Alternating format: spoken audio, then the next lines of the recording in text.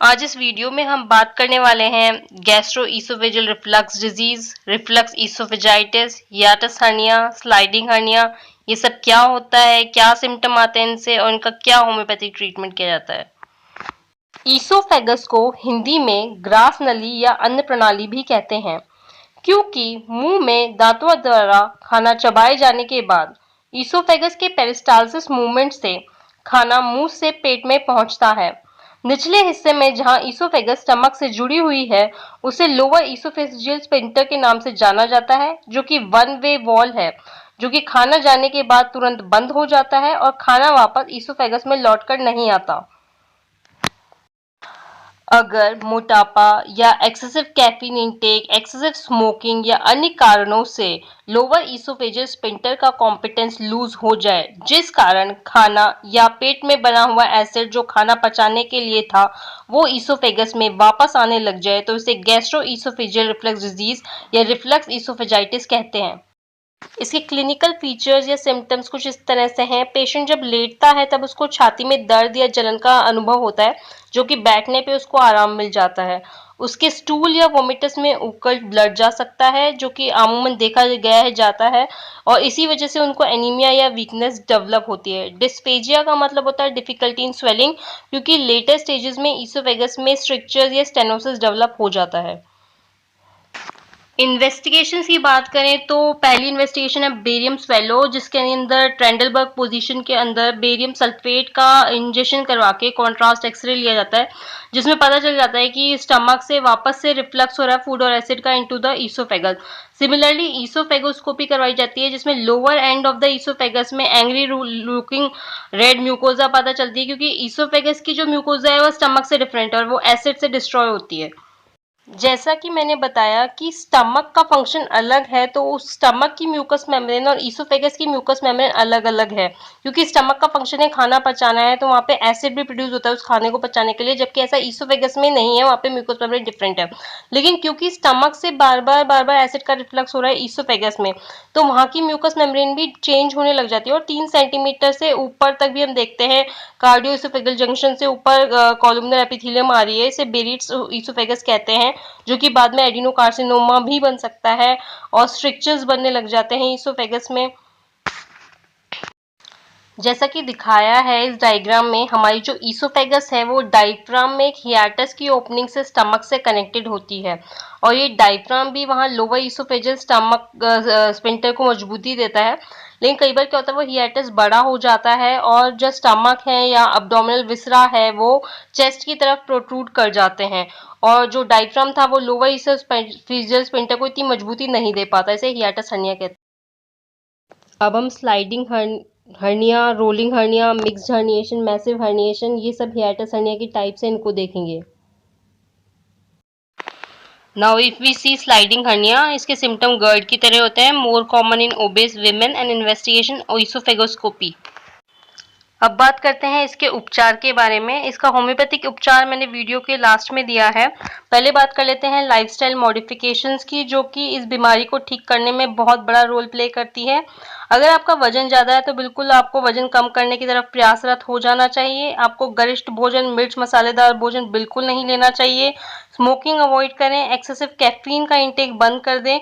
आपको रेगुलर फल सब्जी जो सीजनल आ रही है उनका इंटेक बढ़ा देना चाहिए। अगर कोई चिंता आपको है तो उसको कम करने का प्रयास करें। रेगुलर एक्सरसाइज करनी चाहिए, ध्यान, प्राणायाम ये इत्यादि कर सकते हैं। इन सब से आपको बीमारी से लड़ने में बहुत मदद मिलेगी। इसके अलावा एलोपैथिक ट्रीटमेंट में एंटासिड्स दी जाती हैं। सर्जरी की बात करें तो 4 तरह की सर्जरी मैंने यहाँ पे लिखी है। Nissen's total fundoplication, partial fundoplication, Belsey mark four operation and Hill's repair. Fundoplication जो है एक लैप्रोस्कोपिक प्रोसीजर है। फंडस जो होता है वो स्टमक के ऊपर का भाग होता है, जो कि मैंने आपको बताया था हर्निया में ऊपर प्रोट्रूड कर जाता है चेस्ट की तरफ फंडस, तो उसको वहां से लेकर प्लिकेट मतलब घड़ी कर देना, मतलब स्टमक के ऊपर के पार्ट को ईसोफेगस के साथ लगा दिया जाता है, एक तरह से वहां घड़ी कर दिया जाता है, ताकि लोअर ईसोफेजियल स्फिंक्टर को मदद मिले और जो रिफ्लक्स हो रहा है स्टमक से ईसोफेगस में वो ना हो। अब बात कर लेते हैं रोलिंग हर्निया की, जिसमें greater curvature of the stomach ascend कर जाता है, प्रीफॉर्म सैक इन द मीडियस्टाइनम। इसमें रिफ्लक्स ईसोफेजाइटिस के सिम्टम नहीं आते, पर हार्ट और लंग पे कंप्रेशन होता है। अब बात करते हैं मिक्स्ड हर्निया की। इसमें स्लाइडिंग और रोलिंग हर्निया दोनों के मिक्स सिम्टम आते हैं और दोनों का मिक्स ट्रीटमेंट किया जाता है। अब बात करते हैं complication of GERD. First is stricture oesophagus, second oesophageal shortening, third Barrett oesophagus. Now we will discuss homeopathic treatment for गर्ड।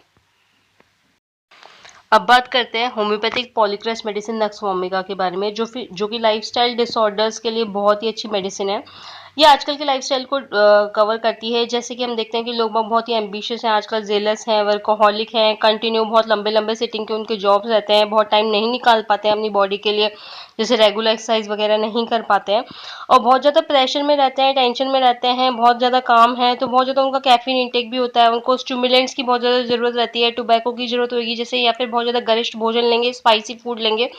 उन लोगों के लिए नक्स वोमिका बहुत ही अच्छी दवाई है। नक्स वोमिका तब भी बहुत अच्छा काम करती है अगर किसी ने बहुत ज़्यादा एलोपैथिक मेडिकेशन, एंटीबायोटिक, एंटासिड्स लिए हैं, फिर भी उनको गर्ड के सिम्टम धीरे धीरे आने लगे हैं, तो भी नक्स वोमिका का बहुत ही अच्छा एक्शन रहता है। यहाँ हम देखते हैं कि सोर टेस्ट रहेगा, मुँह का मतलब खट्टा टेस्ट रहेगा, खट्टे डकार आते हैं या जी मिचलाता रहता है, ऐसे वॉमिटिंग की इच्छा करती है, बहुत उबकाइयाँ आ रही है लेकिन हो नहीं रही है जल्दी से, लेकिन उनको लगता है कि वॉमिटिंग हो जाएगी तो मुझे बहुत अच्छा लगेगा।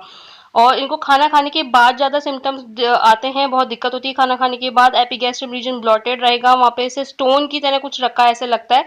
स्टिमुलेंट्स की हमेशा इनको डिजायर रहेगी। अब हम बात करते हैं another very important medicine which is also polycrest, sulphur के बारे में। सल्फर क्या करेगा, जब भी जीईआरडी के सिम्टम आएंगे या इसोफेजाइटिस के सिम्टम आएंगे, ये बहुत एसिडिटी उनको होगी पेशेंट्स को और सोर इरेक्टेशंस आएंगे इनको। जैसे कि हमें पता है सल्फर बर्निंग के ट्रायो में है, तो ये बर्निंग पेन्स करेगा, वेट लाइक प्रेशर होगा abdomen में। 11 बजे इनका पिक्यूलर सिम्टम है, इनको वीकनेस, फेंटनेस और बहुत तेज भूख लगती है, तो ये देख लेना है। अब बात करते हैं हम नेक्स्ट पॉलीक्रेस्ट मेडिसिन लाइकोपोडियम के बारे में, जो कि राइट साइडेड मेडिसिन है। यहाँ पे हम देखते हैं कि इनको एक्सेसिव हंगर होगी, गर्ड के सिम्टम्स के साथ इनको बहुत ज़्यादा हंगर होगी, लेकिन इसका पिक्यूलियर सिम्टम ये है कि ये थोड़ा भी खाते हैं तो इनकी भूख खत्म हो जाती है और इनको ऐसा लगता है जो कुछ भी खा रहे हैं थोड़ा बहुत भी, उससे इनको गैस्ट्रिक सिम्टम्स आ जाते हैं। इनको बहुत ज़्यादा डिस्पेप्सिया होता है, अवर्जन होता है ब्रेड को, लेकिन स्वीट थिंग्स की, मीठी चीज़ों को इनको लेकर इनको बहुत इच्छा होती है। ये जो कुछ भी खाते हैं उससे सोर इरिटेशंस इनको आते हैं, फूड सोर फील होता है इनको, इनका डाइजेशन बहुत ही वीक होता है। डाइजेस्टिव सिम्टम्स के लिए बहुत अच्छी मेडिसिन है ये। जैसे मैंने बताया बुलीमिया इनको होगा, लेकिन बहुत ब्लॉटिंग के साथ में होगा, खाना खाते ही प्रेशर बन जाता है, स्टमक में ऐसा भारीपन सा लगता है, बिटर टेस्ट लगता है माउथ में, थोड़ा भी खाने से फुलनेस आ जाती है, हिकअप्स होती है, बर्निंग इरेक्टेशंस होंगी। पल्सेटिला की अगर बात करें तो इसमें सिम्टम्स आते हैं हार्ट बर्न, मतलब कि छाती में जलन होगी, डिस्पेप्सिया होगा with great tightness after meal, जिसके लिए मस्ट लूजन क्लोथिंग। पल्सेटिला की हर कंप्लेन में थर्स्टलेसनेस मार्क सिम्टम है। Vomiting of food eaten long before, जो बहुत पहले खाना खाया था उसकी उल्टी होगी, पेन होगा स्टमक में खाना खाने के बाद, स्टोन जैसा प्रेशर फील होगा मॉर्निंग में उठने के बाद। वो लोग जो बहुत ज़्यादा चाय पीते हैं उनमें अगर ऑल गॉन सेंसेशन रहता है तो पल्सेटिला इंडिकेटेड है। वाटर ब्रेश मतलब खट्टे पानी की उल्टी सी होती है in the morning, foul taste in the morning, इन सब में पल्सेटिला इंडिकेटेड है। अब बात करते हैं रोबीनिया की। रोबीनिया में हाइपरक्लोरहाइड्रिया होगा, मतलब कि स्टमक में HCl का प्रोडक्शन बढ़ जाएगा। इसमें बहुत सीवियर एसिडिटी होती है। वो पेशेंट्स जिनमें आपने देखा बहुत ज़्यादा एसिडिटी है, गैस्ट्रिक कंप्लेन है, जो कि हेडेक के साथ आते हैं, तो फिर आप रोबीनिया उनको बिल्कुल दे सकते हैं। यहाँ पे इंटेंस एक्रिड इरेक्टेशंस होंगे, एक्रिड एंड ग्रीनिश वॉमिटिंग, पेट में दर्द, फ्लैचुलेंस, स्टमक में पेन होंगे रात को, नौशिया, सोर इरेक्टेशंस, प्रफ्यूज वॉमिटिंग, सोर, तो फिर रोबीनिया दे सकते हैं। वो लोग जो बहुत ज़्यादा खट्टा खाना पसंद करते हैं, पिकल्स की जिनको बहुत ज़्यादा डिज़ायर है, एसिड की डिज़ायर है, उनमें एंटीमक्रूड इंडिकेटेड होती है। यहाँ पे इस पेशेंट को इरेक्टेशंस होते रहते हैं, जो भी इसने खाया है उसके, छाती में जलन, नौशिया, वॉमिटिंग बहुत ज़्यादा होगा। साथ में इसको दिक्कत होती है जैसे ब्रेड खा ली, पेस्ट्री खा ली, या एसिड जिसकी इसको डिज़ायर है उससे भी होती है दिक्कत, sour wine, cold bathing, over heating, hot weather में दिक्कत है, कांस्टेंट बेल्चिंग आती रहेगी, sweetish water brash, bloating after eating, और इसकी पिक्यूलियर सिम्टम है वाइट कोटिंग ऑन टंग। अब बात करते हैं कार्बोवेज के बारे में। यहाँ पे इरेक्टेशन होती है कुछ भी खाने या पीने के बाद, टेम्परेरी रिलीफ मिलता है बेल्चिंग से, लेकिन फिर भी रैंसिड, सोर, पुटर इरेक्टेशन बनी रहती है। बर्निंग रहती है स्टमक में, जो कि एक्सटेंड करती है बैक एंड स्पाइन पे। सेंसिटिव रहता है एपिगैस्ट्रिक रीजन, डाइजेशन स्लो रहता है, खाना पचने से पहले पुट्रीफाई हो जाता है। आयरिस वर्सिकोलर के पेशेंट को बर्निंग होगी होल एलिमेंट्री कैनाल में, वॉमिटिंग होगी, सोर ब्लडी बिलियरी, नोशिया होगा और प्रोफ्यूज फ्लो ऑफ सलाइवा होगा। अब बात करते हैं नेट्रम फॉस की, जहाँ पे सोर इरक्टेशंस एंड वॉमिटिंग होती है, एक्सेस ऑफ एसिडिटी होती है, yellow creamy coating at the back of roof of mouth and tongue. Thanks.